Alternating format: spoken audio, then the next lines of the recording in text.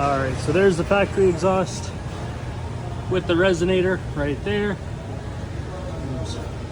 Up, over, and that's where it's going to be disconnected. If you're doing this yourself at home, some people seem to have an easier time removing the back tire here and jacking up the passenger side of the frame. Just give you a little bit more clearance pulling it out. We'll see how it sounds in a minute.